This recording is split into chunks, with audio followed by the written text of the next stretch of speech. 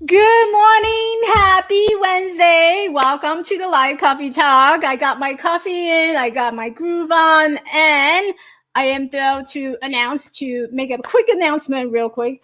So yesterday I announced the Brave Your Brand is card is open. You can sign up now. So the way that you sign up is you go to members.elevatelifecoaching.org/brave your brand. You can sign up and join the challenge. It's a 5-day challenge with me starting on July 12th. What we'll do within the next 5 days after that is I will take you onto a journey of storytelling. Now, speaking of storytelling, you're watching this show. And by the way, I'm Michelle Quay. If you're first time visiting me, I always forget that part, right? So, because when you're so passionate about talking and doing what you do, you skip lines and you forget to introduce yourself. Like you put others first and then you second. So, and my guest is a perfect example of that. You're watching the show because this is a show where I bring you inspirational stories with business and mindset tips to help you, my courageous and confident woman, to achieve success beyond anything that you dream possible. So, welcome to the show. Today, I'm thrilled. Happy, beyond happy, and we were just talking before the show that I connected with Jay months, years ago. I lost track of time, but he can chime in on that later. But Jay Shifman is an open book. He is a great storyteller. And he tells the stories of himself struggling with addiction, overcoming 2 overdose, and now he's helping others who are struggling with the same issue of mental health, substance abuse, and addiction to overcome and empower them to be better, to rise above through all the struggles in their lives. I don't want to take too much time because he's a pro.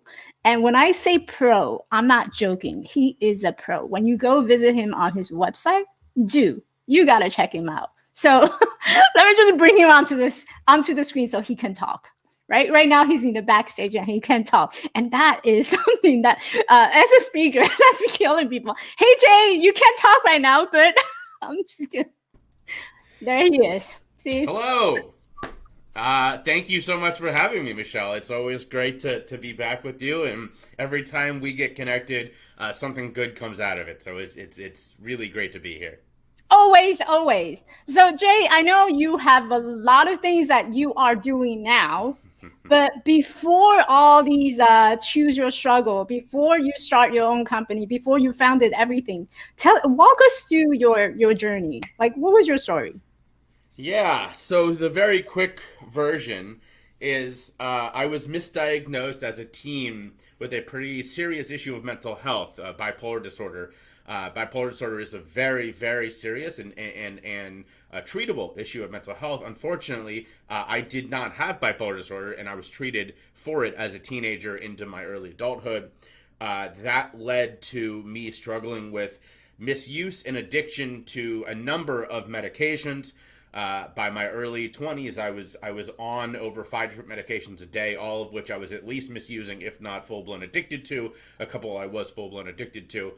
And the summer of 2009, when I was 23 years old, I attempted suicide twice, overdosed, and ended up spending 3 weeks in a lockdown unit, 3 months in a long-term care facility, what we would have called a mental institution 50 years ago, before going through what we call step-down detox in the spring of 2010.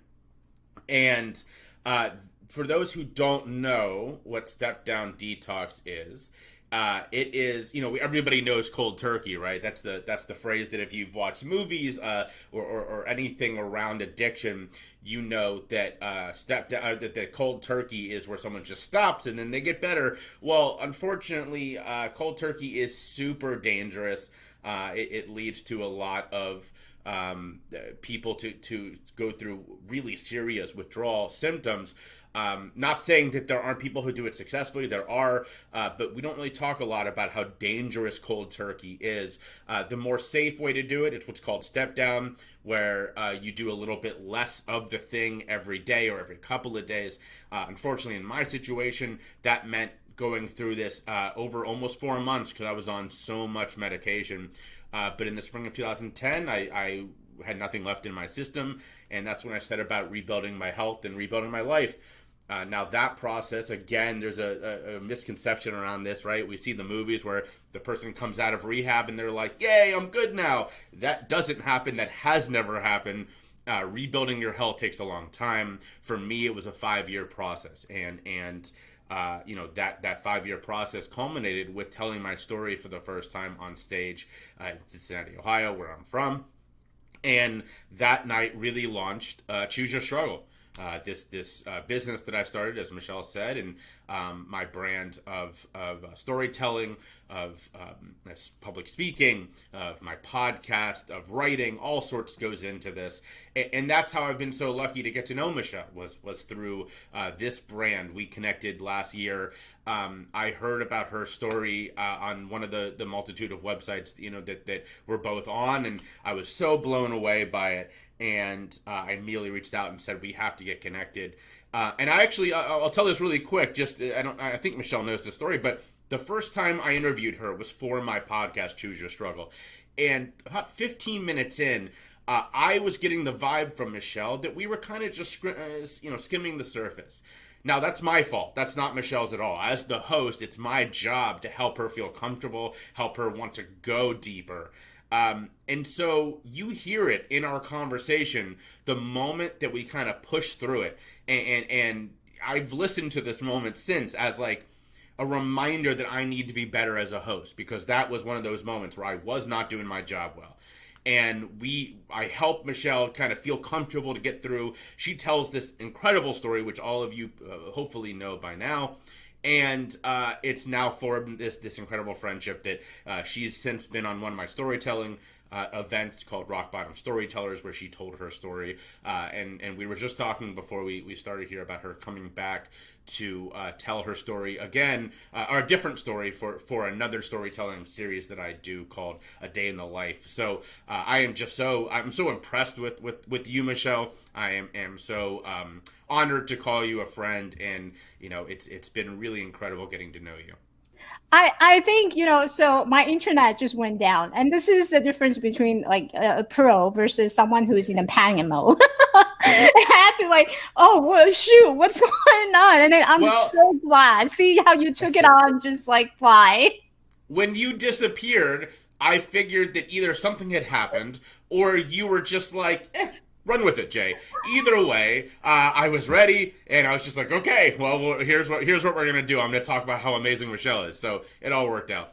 See, you brought up a good point, because a lot of time there's a lot of uncontrollable, and your story is amazing. I read your story, I heard your story, and I've known you for a while now, so I'm really familiar with your story. But then there's always time where you're on the stage and something that you have never foreseen before, or a technical issues. How do you deal with that? Yeah, so really quick, funny story. My biggest interview to date on my podcast is with someone that you actually probably know well in your area. Her name is Katie Hill, former Congress member. Really sad story. She had her revenge porn leaked, and it was this whole controversy, and she resigned from Congress. I wanted to interview her not about that, but about how it impacted her mental health. And so I messaged her, and she's immediately said, "Oh my God, I would love to. No one's asking me about that." So I get this big name. It's still the biggest name that I've had on my show. We log on. We're doing the pre-show, right? And then a transistor in my neighborhood explodes. One of on a pole right down the street. I lose power. I lose internet. I'm freaking out. And so at the time on our Verizon plan, I didn't have a mobile hotspot. I've fixed that since, but my wife did, and I ran into her office. She's in the middle of a meeting. I said, "I don't really care. I'm sorry to be that guy. I don't really care what you're doing right now. I just lost power. This internet. I have your hotspot? And so luckily the person on the other end completely understood. She signs off, gives me her phone, and I get back on, and Katie was so nice. She was still waiting for me. So, you're right. There is always that potential for something to happen.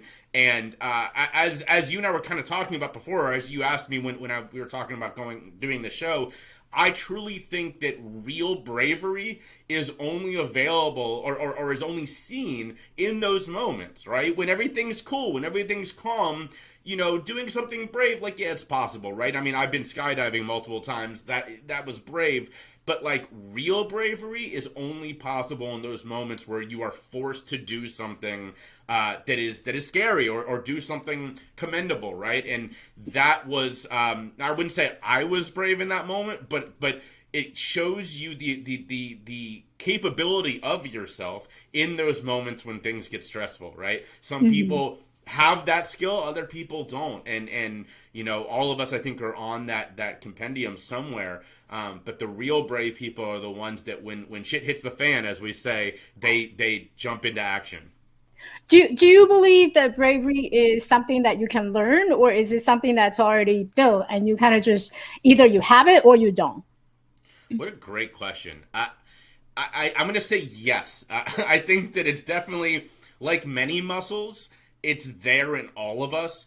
But whether we spend the time developing it, I think, is a different, different for each person, right? When someone goes through trauma the way you and I both have, that muscle gets activated. We know what it's like to be forced to be brave, to be strong, because in that moment of trauma, you have no choice. You have to be, and so that muscle gets a little bit stronger with those moments.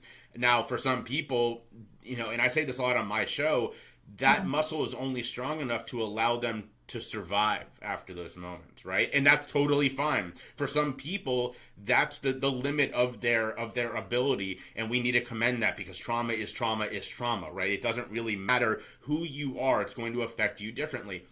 Other people that you and I kind of fall into this category take that trauma and go, I'm going to work with this. I'm going to try to turn this into something that helps other people, that rises above simply existing.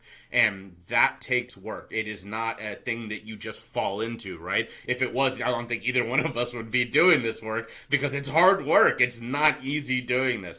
But if, as long as you, like you do, kind of get up every day and commit yourself to it. I got to say, actually, again, I'm going to keep applauding you here, but following you on social media is like one of my favorite things, because there are days where I'm like, man, I don't want to work out today. I don't want to do whatever. And then I look at your post of you in the gym and I'm like, well, all right, if Michelle is in the gym, I got to get in the gym, right? If she can do this, I gotta commend you for that, because you are very inspirational by just being the kind of person who kind of puts their head down and does it. And in that way, you really motivate other people, myself included.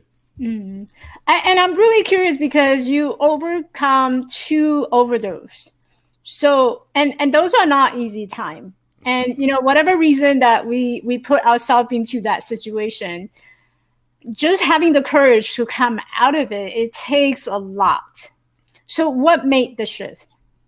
Yeah, so it was actually, to clarify, it was 2 suicide attempts, 1 overdose.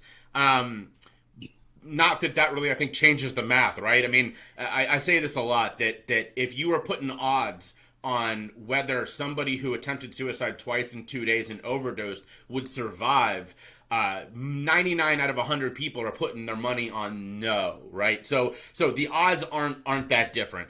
For me, it was very much sort of going along for months after that, right? There wasn't a big shift in my life. The movies would have you believe that you go through something like that, and the next day it's, okay, this is the new day, I've learned or something, BS like that, right? That wasn't the case for me.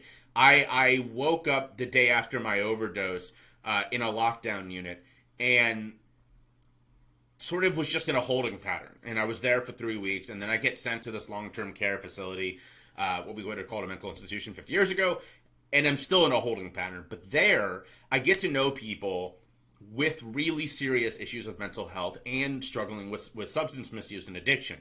And I started identifying with that second group. Now, here's where it took courage. I had to walk into my therapist's office in this center and say to him, I want to get off these medications. And when he said no, because he did, I had to then say, I'm going to trust myself for the first time in basically my life. Here I am, a 23-year-old who's been told for the last almost a decade that he has this serious issue of mental health. Nobody, including myself until that point, thought that that was wrong. And I had to say, I think this is wrong, and I'm going to trust myself to follow my instincts here. That was the brave part, right? I checked myself out. I did this against everyone's wishes, including my family. And luckily for me, my grandmother, who still is my best friend, she kind of understood where I was, and she saw that I was going to do this, and either I was going to do it in her home because nobody else would take me in, or I was going to be on the street somewhere because I was that committed to doing this. And so she took me in. Because she saw that my will was that strong. So I have to give a big thank you to her. But in that moment, it would have been super easy to say, wow, nobody thinks I should do this. Even though I'm sure that I'm right, professionals are telling me I'm wrong. Maybe I should keep doing what they tell me to do. And who knows how different my story would be. I probably would still be on medication today. Although I hope that at some point they would have realized, wow, this medication isn't working. It's making them worse. But who knows, right? So it really was that bravery. And again, that moment was the time where I could be brave. Up until that point, I did try saying no. I didn't want to go to this long-term care facility, but I wasn't really in control. And so getting to this point where I looked around and I saw, by the way, 4 people lost their lives when I was in this long-term care facility to suicide. Almost 5. There was someone very close to me who, that's a story for another day. But I saw this and said, if I stay here, I don't know that I'll make it. I need to do what I need to do to survive. And that's where I had the opportunity to be brave. And I'm still thankful today that I was. Mm-hmm. On your website, and I kind of just wanted to point it out, you had a quote, and this is on your speaker website. It's at jshifman.com. And on your website, you have a quote. It says, people will forget what you said. People will forget what you did. But people will never forget how you made them feel. Want to tell us about that quote? Yeah, so that's by Maya Angelou, who is... I wouldn't say she's a particular hero to me, other than the fact that I think she is sort of one of these true American heroes, right? I mean, she is truly somebody that we should all look up to. But I love that quote because I am not so self-possessed that I think that 10 years on after seeing me speak, someone's going to remember who I am or going to remember my story. I don't think that's the case. I often say that my story is only important for the conversations it can start.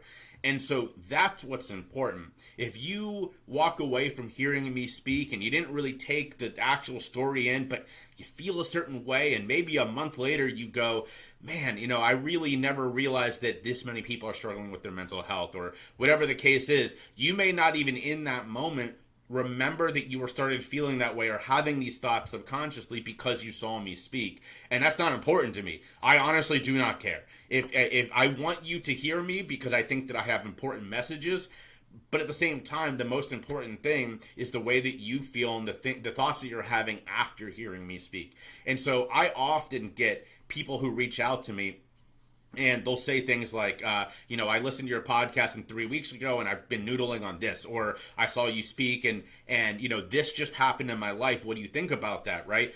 Those are the important moments. It's less about the actual seeing me speak and more about you later going, God, I've never really considered it this way. That's where we make change.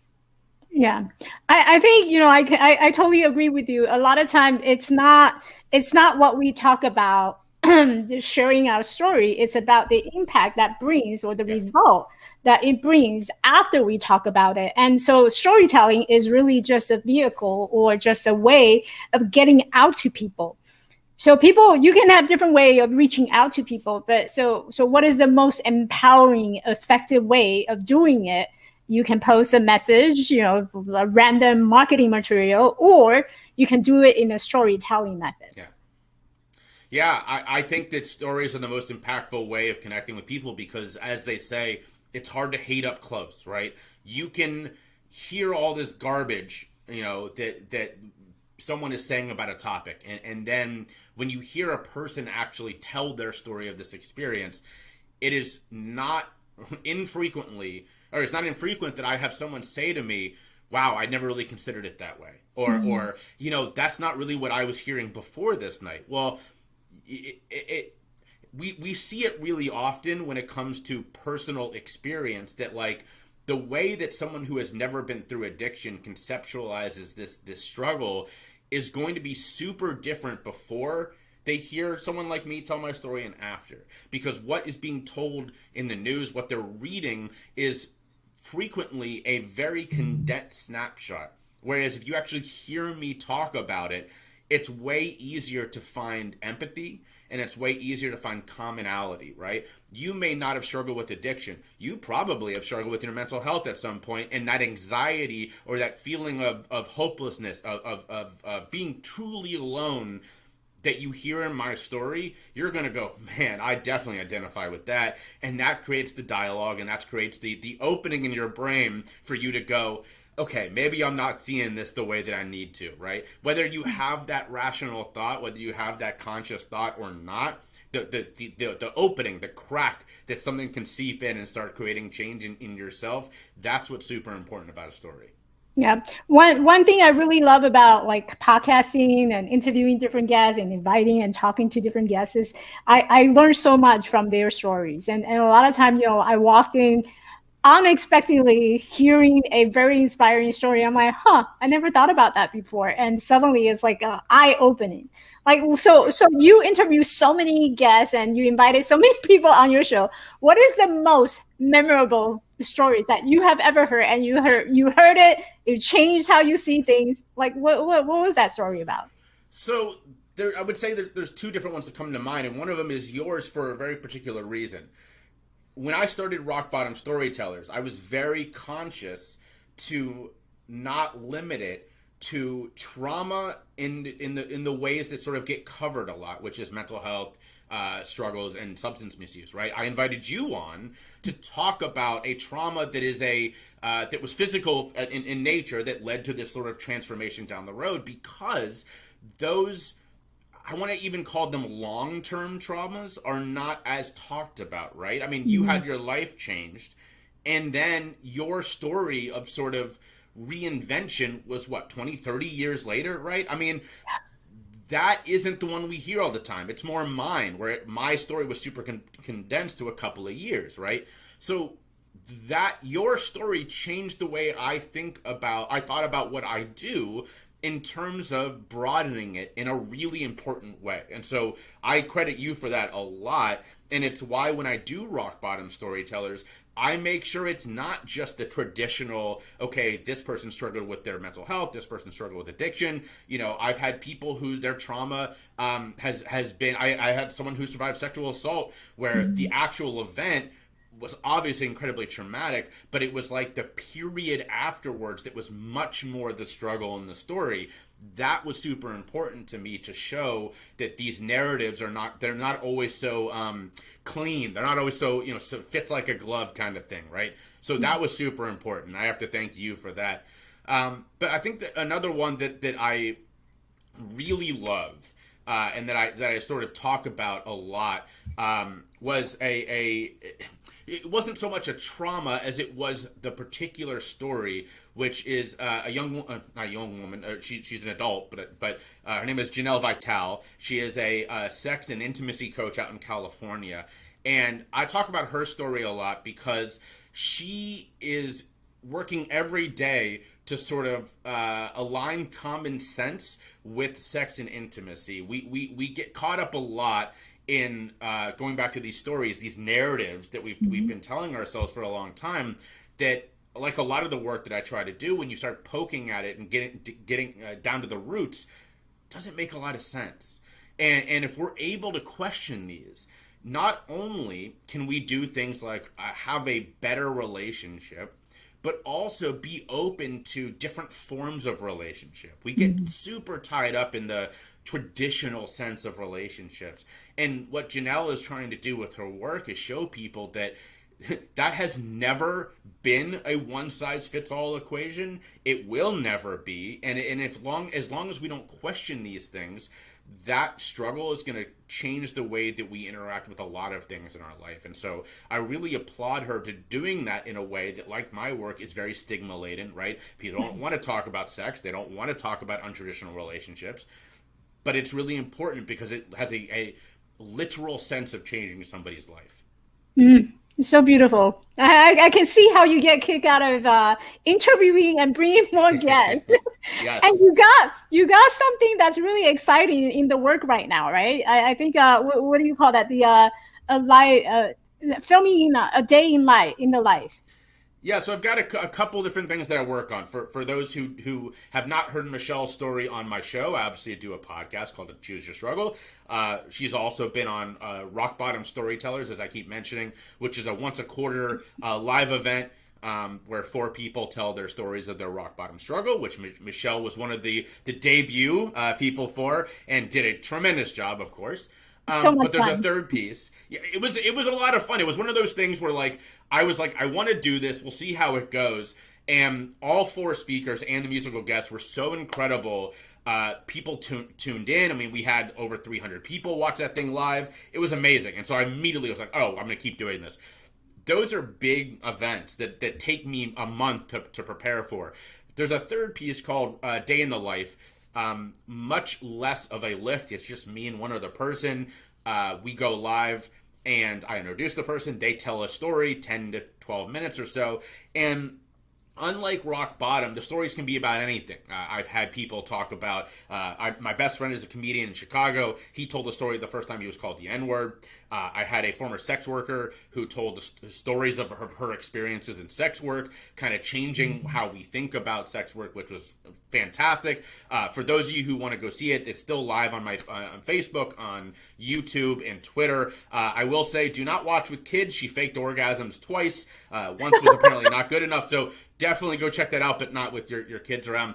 And that has been on pause for a month because this has been very busy. It's restarting next week. I myself am doing a solo one. I'm going to tell a story, and then we've got a couple of great people lined up, and obviously definitely want to get you on, Michelle, to complete the trifecta of all 3 of the Choose Your Struggle brands and events. So you would be the first, and that would be pretty cool.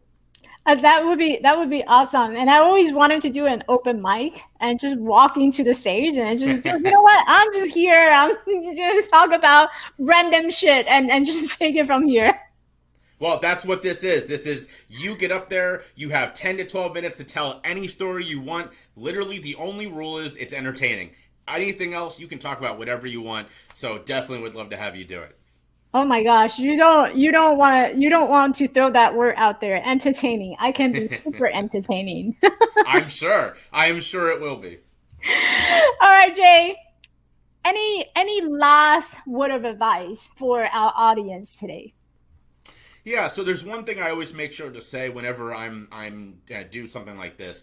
You know, the last year and a half has been super tough, and it not only has it been tough, but it's exposed a lot of cracks that were there before. If you are struggling, you know, I've been there, right? I mean, you heard me say I attempted suicide twice, I overdosed, right? I've been there. I get it. Know 2 things. Number 1, there are people in your life who want to help. I guarantee you, I felt that there weren't. I was wrong. Luckily, I lived through it to hear that from people telling me how dumb that was, that they were there for me. If you truly believe that, if you don't think there's anybody in your life who will be there, please reach out to me. I will be there. I spent a lot of last year just fielding calls and messages from people who needed to talk. You can find me on social media. I've had people reach out over TikTok. I don't recommend it. I always forget that I have a TikTok. Never check it. Don't reach out over TikTok. But you can if that's the only way you feel comfortable. Find me at my website, jshifman.com. Find me at the campsite, the link that you're seeing on the screen right now. That'll show you all my social media. But those of us who do this work, we have a saying, which is we'd rather spend 2 hours listening to you today than 2 hours at your funeral tomorrow. And I truly, truly mean that. So please, if you are struggling, if you don't think you have anywhere else to turn, please reach out, because it takes a minute to do something that will change the rest of your life, both in a positive and a negative way. So I really, truly mean that. Again, as someone who made that mistake and was very lucky to live through it, please reach out, and we'll chat. So, Michelle, thank you so much for having me. This has been a joy. Thank you so much for being here. I had a wonderful time. And I think one of the stigma for a lot of people is when we're struggling, there's that underlying belief that, oh, I don't want to reach out because what if he said no? What if he thinks, I'm different? What if he charged me? Because money does come into play. What if he's charging me a lot? So I wanted to make sure I put it out there and just said that, we are doing the work that we do not because we want to make a lot of money. Money is great, it comes, right? But the intention of why we started this in the first place, to get our message out there, right, to help others, that is our main intention. The money is just a byproduct of what we do and what we end up and how much people are willing to compensate for the work we do. But that's not the reason why we're here. Our reason why we're here is because of our passion, that we want to help. So, yeah. Couldn't agree more. All right, my friend. Thank you so much for coming. And if you stay on a little bit, that's just finish chatting. And I'm going to put you to the backstage so I can wrap up. Thank you, everyone, for watching, joining me this live. And if you're watching this replay, don't forget to type in replay and let me know what you thought of the show. And for those of you who's joining in late, just be sure to check out the Brave Your Brand Challenge. It's going live on July 12th.